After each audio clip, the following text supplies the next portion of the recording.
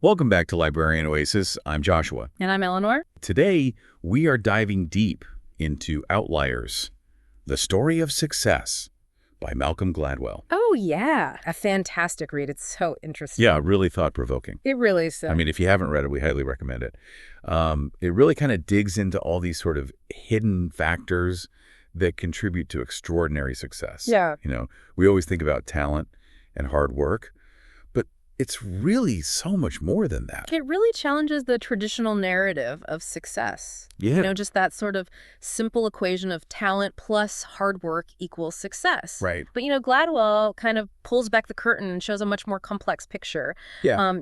How cultural legacies, hidden advantages, even like just random opportunities can play a huge role in shaping people's trajectories. And he does this through all these really, interesting case studies. Yeah. I mean, so many that I had to kind of, pick and choose the ones that stood out to me the most. Right. But, yeah, we'll be unpacking some of those today. I mean, we've got the mystery of why so many elite Canadian hockey players are born in the first few months of the year. Right. That's crazy, right? It really is. Or, how a culture of rice farming might be linked to math skills. Interesting stuff. So, yeah, we'll be kind of jumping into all of that. And we'll also delve into this intriguing paradox of genius. Okay. Exploring the story of Chris Langan, a man with an astronomical IQ, Yeah. but who really struggled to achieve kind of conventional success. Yeah. I mean, that was one of the most fascinating parts of the book to me.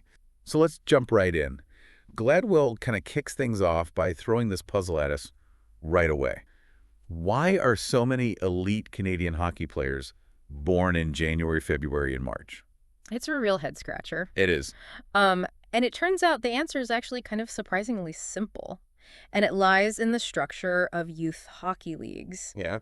In Canada. The cutoff date for eligibility is January 1st. Yeah. So you could have a kid who's born in January. And they're playing in the same age group as a kid who's born in December of that same year, which means that the January kid could be almost a full year older than their teammate. And even that seemingly small age difference can create a really significant advantage, particularly early on. Right, because the older kids are going to be bigger, stronger, more coordinated. They're just naturally going to stand out, right? Right, and they're probably going to get picked more for teams. Exactly. And this is where things start to get interesting. Those early advantages, they tend to snowball over time. Yeah. Coaches notice these, talented older players. Right. They give them more attention. Right. They get better coaching. They get more ice time, more opportunities to practice and develop their skills. It's like a self-fulfilling prophecy in a way. It really is. And Gladwell calls this cumulative advantage. Oh, I love that term. Yeah, it's so apt, isn't it? It is. It's like the rich get richer. But in this case, it's the older kids get richer opportunities. Yes. Which can have this lasting impact on their development. And this principle, it actually applies well beyond the realm of sports. Oh, yeah, I was thinking about that as you were talking about that. For example, in education, a student who excels early on, might get placed in a gifted program, receive more encouragement from teachers, be exposed to more advanced material. Totally, yeah. And so those initial advantages, even if they're slight, they can compound over time, really shaping their trajectory. It makes you wonder, how much potential goes unnoticed. Right. Simply because some individuals didn't get those early opportunities. Yeah. It really challenges this notion that, success is purely meritocratic. Yeah. That if you're talented and you work hard, you'll succeed. Right. It's clearly more complicated than that. Yeah, it really is. Yeah. And it makes you think about the fairness of these systems. It does. If we're not careful, we might be inadvertently favoring those who, just happen to be born at the right time or have access to the right resources early on. It's a really sobering thought. And something to think about, for sure. Absolutely. So let's move on to another fascinating concept that Gladwell explores. The 10,000-hour rule. Ah, yes. This is where Gladwell basically asks, is there a magic number of practice hours that separates the good from the truly great? Yes. And he says, based on his research, 10,000 hours of deliberate practice seems to be that tipping point for achieving mastery. In a lot of fields. Yeah. And he backs this up with some really compelling examples. One that really stood out to me was the story of Bill Joy. Oh, yes. This legendary computer programmer who co-founded Sun Microsystems. An incredible figure. He really was. And so Joy just happened to be at the University of Michigan right when their computer center installed this like revolutionary new time-sharing system. Oh, wow. So he had like almost unlimited access to a computer, which at the time was incredibly rare. I bet. It's like being a young musician with the keys to a recording studio. Perfect analogy. Right. Yeah. So he was in the right place at the right time, and he sees that opportunity Right. to just rack up these insane amounts of practice time. Yeah. And that access, coupled with his natural talent and passion, Right. allowed him to achieve a level of mastery that like few others could match. Yeah, he had this like hidden advantage It really was a hidden advantage. that propelled him forward. For sure. Another example that really struck me was the Beatles. Ah, yes. I mean, we tend to think of them as this like overnight success story. Right. Right? Yeah. But Gladwell reveals that their rise to fame was really built on years of just relentless practice. You know, before they hit it big, they were playing these marathon gigs in Hamburg, Germany. Yeah. Sometimes 8 hours a day, 7 days a week. Wow. I mean, just grueling performances. Yeah. Honed their skills to this like incredible level and gave them this edge that few other bands could match. Very few. Yeah. It's like practice makes perfect, but maybe it should be 10,000 hours of practice makes perfect. Right. Exactly. And Gladwell doesn't stop there. No. He also delves into the story of Bill Gates, another tech titan, who benefited from this series of fortunate opportunities that allowed him to get all those crucial practice hours. Right. I mean, you know, Gates had access to a computer lab in middle school. Wow. Which was almost unheard of in the late 1960s. Really? And then he landed this programming job while he was still in high school. Wow. Giving him even more time to hone his craft. It's like the universe was conspiring to help him. It does feel like that, doesn't it? Yeah. Yeah. It's remarkable how these kind of seemingly random opportunities played this like really crucial role in their journeys to success. Yeah, it really makes you think about the interplay of talent, hard work, and just luck. Yes. You know, it really challenges the notion of a level playing field. It does. Even the most brilliant minds, you know, still need the opportunities to flourish. For sure. It makes you think how many potential outliers are out there just waiting for their lucky break. Yeah. So many, potentially. Yeah. Speaking of outliers, Gladwell introduces us to this guy named Chris Langan. Yes. Chris Langan. And Langan had one of the highest recorded IQs in America. Right. Yet his life didn't really go the way you might expect. Yeah. This is where Gladwell starts to really dig into this whole, like, you know, complex question of intelligence and success. Right. You know, because you think with a mind like that, Langan should have just achieved amazing things. Absolutely. But that's not really how his story unfolds. Yeah. So it's this fascinating paradox. Yeah. Gladwell kind of takes us into the world of IQ testing. Okay. And he explains how these tests measure certain cognitive abilities. Yeah. I mean, he even mentions the Raven's progressive matrices. Oh, yeah. Have you ever heard of that one? I have. It's this test that basically assesses abstract reasoning skills. Yeah. Interesting stuff. It is. Yeah. And the research shows that there is this definite correlation between IQ and success. Right. But only up to a certain point. Interesting. Yeah. Yeah. Like beyond a certain threshold, other factors like practical intelligence, social skills, and even luck become more important. Yeah, I mean, it's like having a really powerful engine in a car. Like you need it to go fast. Okay. But other factors like the driver's skill, the condition of the roads, and even, you know, unexpected detours can determine whether or not you reach your destination. So you can have this great engine. Right. But if you don't know where you're going, yeah, it's not going to do you any good. You're not going to get there. Yeah. To illustrate this point, Gladwell contrasts the answers of two students to this creative thinking test. Okay. So one student with like this super high IQ gave really like logical, straightforward answers. Okay. The other student who had a more average IQ came up with these like super imaginative, outside-the-box solutions. Interesting. Yeah. And it just highlights that genius-level intelligence doesn't always translate into practical problem solving or the ability to navigate the complexities of the real world. Yeah, you gotta have both. Right. Yeah. Yeah. And this brings us back to Chris Langan. Yes. With such a brilliant mind, why did he face so many struggles? Right. It's a really interesting question. It is. So Gladwell digs into Langan's background, and he reveals that Langan had this really difficult childhood. Oh. Yeah. Huh. Marked by poverty, family instability, Oh, wow. and clashes with authority figures. Uh-huh. These challenges really derailed his academic journey and Yeah. limited his opportunities. It's heartbreaking to think that someone with so much potential Yeah. faced so many roadblocks. I mean, it really underscores how circumstances beyond our control can shape our destinies. It does. Right. Yeah. Like, sometimes it doesn't matter how smart you are Right. if you don't have the right support and right opportunities. Yeah. And to kind of drive this point home, Gladwell contrasts Langan's experience with that of Robert Oppenheimer, Oh, yeah. who was the brilliant physicist who led the Manhattan Project. Yeah. So Oppenheimer, like Langan, had his own quirks and challenges, but he came from this super privileged background Right. that gave him this safety net and opened all these doors for him. So it's like they were both given these incredible gifts, Yeah. but only one really had the tools and support to fully utilize them. Yeah. Oppenheimer's family wealth and his connections helped smooth over his rough edges, while Langan basically had to navigate those challenges alone. Yeah. Yeah. And it really highlights the importance of social capital Yeah. and those like often invisible advantages that come with a privileged upbringing. For sure. Yeah. So to delve even deeper into this idea, Gladwell brings in the work of sociologist Annette Lareau, Okay. who studied how parenting styles differ across socioeconomic classes. Oh, interesting. Yeah.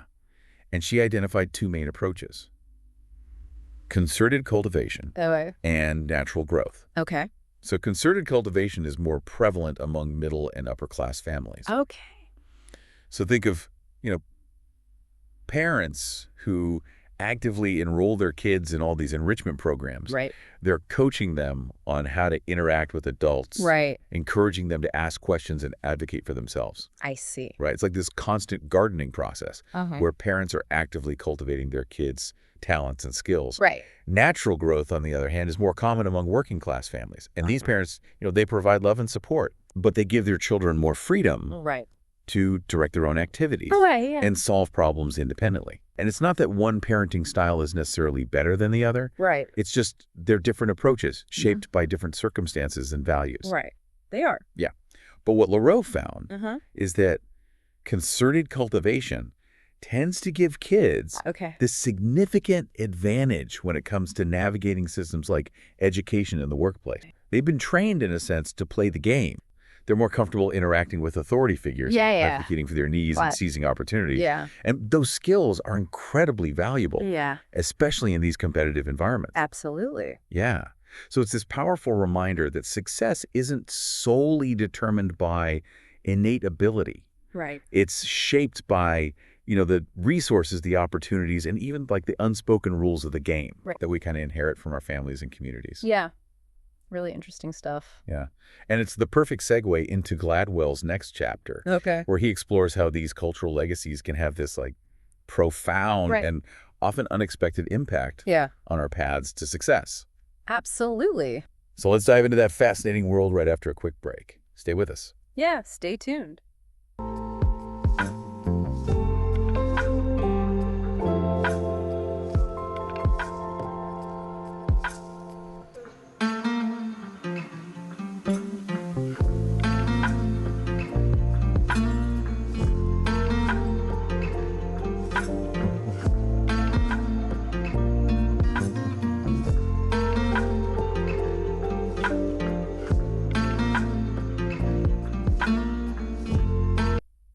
Welcome back to Librarian Oasis. We're continuing our exploration of Outliers, a book that's really sparked some intriguing conversations. It has.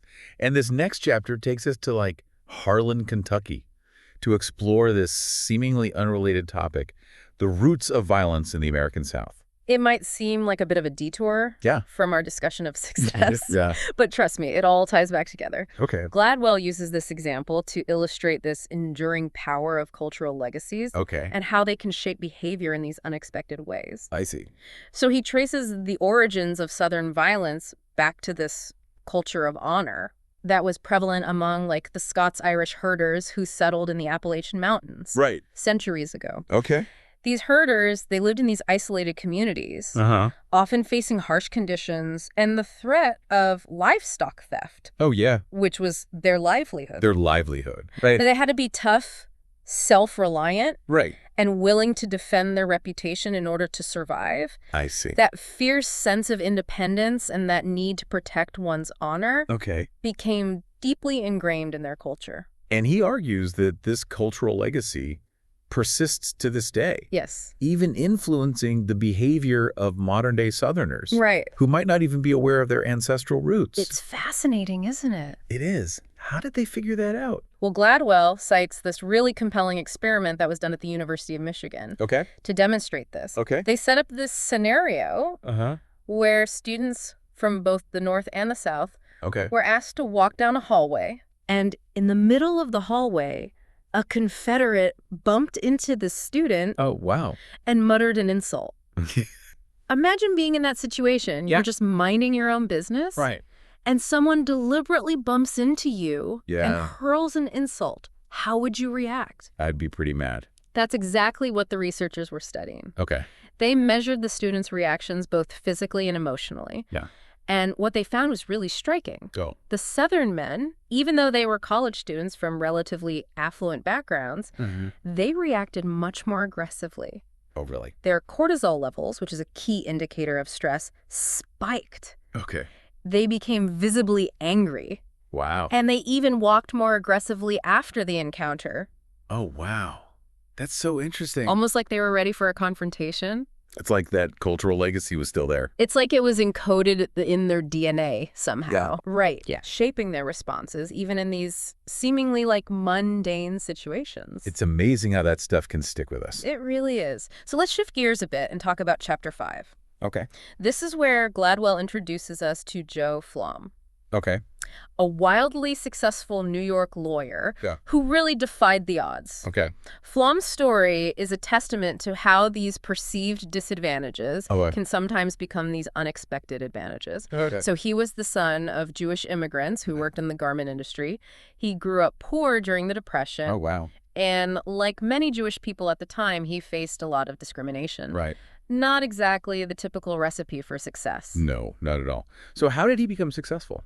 Well, Gladwell unpacks 3 key lessons from Flom's life Okay. that reveal how those seemingly negative circumstances Clever. actually paved the way for his achievements. Yeah. The first lesson is what Gladwell calls the importance of being Jewish. Yeah. So back in the 1940s and 50s, prestigious Wall Street law firms had this blatant policy of discriminating against Jewish lawyers. Oh, wow. I didn't know that. It's pretty shocking, isn't it? Yeah. And this forced Flom and others like him to take on like the less desirable work Okay. that these established firms wouldn't touch. So they were kind of pushed to the fringes? Exactly. Yeah. They were marginalized, forced to carve out their own niche. Right. And one of the areas they specialized in was litigation, Okay. particularly these things called proxy fights, Proxy fights. which are basically these legal battles for control of a company. Oh, interesting. At the time, proxy fights weren't considered glamorous, Okay. but they involved this complex legal maneuvering and strategic thinking. Yeah. So it's almost like they were unknowingly training for a future they couldn't have predicted. Yeah. And this is where the unexpected advantage comes in. Oh. In the 1970s, Yeah. hostile takeovers became much more common in the corporate world. Right. Suddenly, expertise in proxy fights was in super high demand. Oh, wow. And all these Jewish lawyers who had spent years toiling away in this undesirable area of law found themselves perfectly positioned Right. to capitalize on this shift. So their disadvantage became their secret weapon. It's like that saying, when one door closes, another one opens. Absolutely. Now, the second lesson Gladwell draws from Flom's life Okay. is what he calls demographic luck. Okay. He compares the careers of 2 Jewish lawyers, Okay. Maurice Janklow, who was born in 1902, Okay. and his son, Mort Janklow, born in the 1930s. Yeah. Maurice really struggled to make a name for himself Okay. while Mort thrived. Oh, interesting. So what accounted for that difference? Well, talent was definitely a factor. Right. But Gladwell points to the timing of their births as this crucial element in their different paths. Oh, wow. Maurice came of age Yeah. during this period of intense competition in the legal profession. I see. The job market was flooded Right. with talented lawyers all vying for a limited number of positions. So it wasn't just about his skills. All right. It was just the sheer number of people he was competing against. Exactly. It was a numbers game. Wow. In contrast, Mort benefited from being part of a smaller generation Okay. that faced much less competition. Yeah. There were simply more opportunities available Right. for these ambitious young lawyers in his era. Yeah. It's amazing how the timing of our entry into the world It really is, can have such a big impact on our chances of success. for sure. Wow. So being born in the right year Yeah. can be a huge advantage. Absolutely. So this brings us to the third lesson Gladwell extracts from Flum's life, Okay. which he frames through the story of Louis and Regina Borgenicht, Okay. Jewish immigrants who built this successful business in the garment industry. Interesting. They were the parents of one of Joe Flum's classmates. Oh. So what's the connection between, like, the garment industry Yeah, that's a good question. and success in law? Right. Seems kind of random.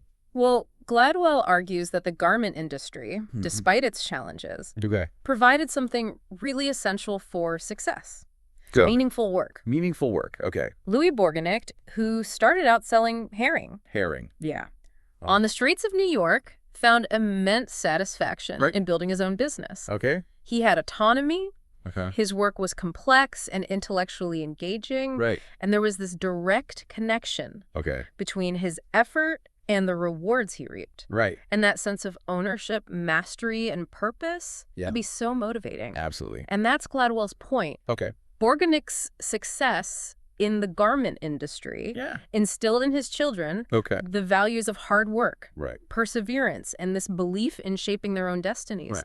And those values passed down through generations Right. helped pave the way for his descendants to pursue these ambitious careers, like becoming successful lawyers. I see. It wasn't just about the money, it Mhm. was about this legacy Right. of hard work, resilience, Right. and belief in possibilities. Wow. Makes you think about those unspoken legacies we inherit It really does. from our families and communities. Yeah. What values and beliefs have shaped our own journeys? It's a powerful question. It is. And speaking of powerful questions, Gladwell takes us into the world of aviation next, Aviation. where he Wow. explores this kind of chilling topic, Yeah. plane crashes. Plane crashes. Yeah. It might seem like a departure from our discussion of success, Yeah. but Gladwell uses this example to illustrate this crucial importance of communication Okay. and cultural awareness, Oh, yeah. especially in these high-stakes environments. Okay. So he focuses on Korean Air, Okay. which had this disturbingly high number of crashes back in the 1990s. Wow. And the question is, why? Right. What was contributing to this alarming safety record? That's a scary thought. It is. You're entrusting your life Right. to these pilots Right. and the systems that guide them. Uh-huh. What could be going wrong? Yeah. So Gladwell starts by dissecting a specific crash. Okay. Avianca Flight 052, Uh-huh. which crashed outside New York City in 1990. Uh-huh. And the plane ran out of fuel while circling in a holding pattern waiting to land. I can't even imagine a Uh-huh. modern jetliner plummeting from the sky because it ran out of fuel. It's crazy. It seems impossible. Yeah. So what happened? What went wrong? Well, the investigation revealed a series of communication breakdowns Uh-huh. between the pilots and air traffic control. And the first officer, who was responsible for monitoring the fuel situation, Right. was hesitant to directly communicate Okay. the urgency of the problem to the Okay. captain Right. and to air traffic control. He used what's called mitigated language, Mitigated language. which basically downplayed the severity of the situation. Oh, so instead of saying, we're critically low on fuel and we need to land immediately, Exactly. he might have said something like, we're getting a little low on fuel. Exactly. Or Yeah. we might need to divert soon. Right. And in these high-pressure situations Yeah. where every second counts, Right. those subtle differences in communication Yeah. can have catastrophic consequences. Absolutely. It's frightening. It's a chilling reminder of how important clear and assertive communication is, It is. especially in these life-or-death situations. Right. But this is where culture comes into play. Okay. Gladwell introduces this concept of power distance index, Power distance or index. PDI. PDI. It was developed by the social psychologist Geert Hofstede. Okay. And PDI measures how much a culture values hierarchy, Okay. and deference to authority. Okay. So in a high PDI culture, Uh-huh. there's this strong emphasis on respecting authority Right. and avoiding direct confrontation. In contrast, low PDI cultures tend to be more egalitarian, Okay. where people are more comfortable speaking up Right. and challenging authority figures. I see. And guess what? Right. Colombia, where the Avianca pilots were from, Yeah. has a very high PDI score, Right. while the United States, where the air traffic controllers were based, has a low PDI score. So you have this cultural clash in the cockpit. It's a clash of communication styles Yeah. that might have contributed to the disaster. Oh, wow. The Colombian pilots, coming from a culture where challenging authority is deeply frowned upon, Right. might have been hesitant to directly contradict the air traffic controllers Right. or their captain, Yeah. even when they knew something was seriously wrong. Yeah. It's powerful, isn't it? It is. Just how cultural differences Yeah. can have this profound impact on how we communicate, Yeah. especially in stressful situations. Yeah. Like what might be considered polite Right. or respectful in one culture could be perceived as passive Yeah, or even dangerous in another. exactly. And Gladwell goes on to explore how this cultural dynamic might have played a role in other aviation disasters, Yeah. including Korean Air's crash in Guam in 1997. Yeah, a tragic event. In that case, the pilots who were Korean Right. struggled to communicate effectively with each other and with the air traffic controllers Mm. who were American. Yeah, And their cultural background, right. which emphasized deference to authority Right. and this indirect communication, Yeah. might have hindered their ability to convey the urgency of the situation. That's what Gladwell argues. Yeah, it's like our cultural conditioning Yeah. operating beneath our conscious awareness. It really is subconscious, isn't it? Yeah. Can have this huge impact on our actions Yeah. and decisions. It's a sobering thought. And Gladwell's analysis of Korean Air's turnaround is fascinating. Okay. They recognize that these cultural differences Right. were a serious safety issue, and they made this deliberate effort to address them. Oh, wow. They implemented Western training methods, Okay. and they adopted English as the official cockpit language. Wow. So it's remarkable Yes. how acknowledging and addressing these cultural nuances Right. can literally save lives. Absolutely. It highlights the importance of not just speaking the same language, but Mhm. understanding the cultural context in Yeah. which that language is used. Absolutely. And speaking of cultural contexts, let's transition to Chapter 8, Chapter 8. where Gladwell explores another fascinating cultural puzzle. Okay. Why do East Asian students consistently outperform their Western counterparts Good. on standardized math tests? That's an interesting one. It is. It's a question that has baffled educators and researchers for years. Yeah. Is it about genetics? Right? Different teaching methods? Yeah. Cultural attitudes towards education? Yeah. It's hard to say. Gladwell dives into this complex issue, Okay. and he offers an intriguing perspective. Ties back to our earlier discussions about cultural legacies and the surprising impact Correct. of these seemingly unrelated practices. I see. So let's dive into that right after a quick break. Stay with us.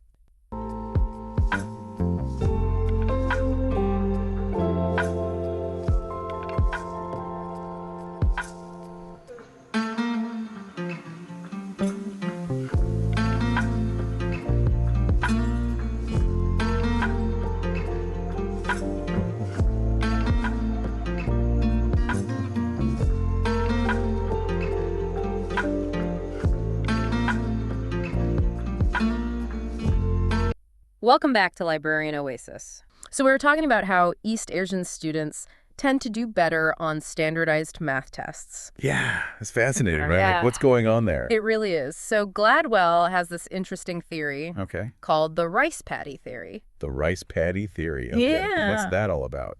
So he argues that rice cultivation, Uh-huh. which has been such a big part of life in East Asia Yeah, for centuries. for centuries, Yeah. has shaped this cultural legacy Okay. of hard work, persistence, Okay. and this deep appreciation for complex systems. Okay, so it's not just about genes No. or like some innate math ability. Right. It's like a cultural mindset. Exactly. A mindset that's been shaped over generations, Wow. work in the land. So how does rice farming connect to math? Well, rice farming is incredibly labor-intensive. It requires careful planning, Right. meticulous attention to detail. You have to Wow. be constantly aware of all these factors, Mm-hmm. like irrigation, weather patterns, pest control. It's like a giant math problem. It really is a real-life one Yeah. that farmers have been solving for centuries. And Gladwell is saying that this problem-solving mindset has carried over Yes. into other areas of life. Exactly, like education. Makes sense. East Asian cultures really value effort and perseverance, which might explain why students are more likely to embrace the challenges of math Yeah. and dedicate themselves to, like, mastering those concepts. So it's not just about being smart. Yeah. It's about having the right attitude. Right. It's about seeing those challenges as opportunities for growth. And Gladwell points to another interesting factor. Yes. Linguistic advantages that might contribute to East Asian students' math skills. So the number systems in many Asian languages are actually more logical and easier for kids to learn than our English number system. Like in Chinese, the number 11 is literally 10-1, 12 is 10-2, and so on. So it's much more straightforward. Yeah, it makes basic arithmetic so much more intuitive. It's like the language itself provides a built-in foundation for mathematical thinking. It's amazing how these subtle differences in language can actually have an impact on our cognitive abilities. Yeah. So let's move on to Chapter 9, Okay. where Gladwell tackles this really important issue in American education, Uh-huh. the achievement gap, The achievement gap, right? the disparity in educational outcomes between low-income students and their more affluent peers. Yeah, why does that gap persist? Yeah, it's a complex issue, right? Absolutely. And Gladwell doesn't offer any simple solutions, Right.